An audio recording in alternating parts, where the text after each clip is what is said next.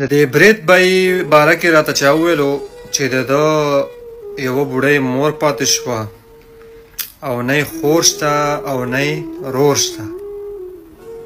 دغه ظالمانو ته زه وایم چې تاسو څنګه داسې سړي له لاس ورځي او د داسې سړي ګریوان ته لاس اچوئ.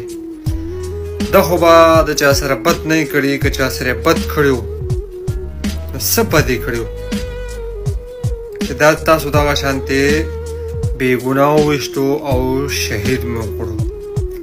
ولې د دغه مور ته مو خیال نه کوو؟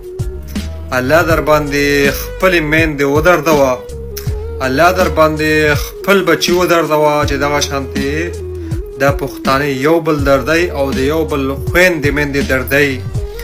پښتنو الله مو په دې ځمکه کې ښکته پناه که چې د دې دنیا نه پناه شئ. دا دنیا مو چې کوم دی دا الله پاک ډېره ښکلې دنیا پیدا کړې او رنګینه دنیا ده، دا مو پلیته کړې ده. الله دې تاسو د دې دنیا نه نست او نابود بوتلې او الله مو چې کوم دی وخت ماښام دی او د ماښام مونځ ولاړ دی، الله مو نست نابود که، الله مو ذلیله که چې دغه شان د خلکو له ستاسو لاس ورځي.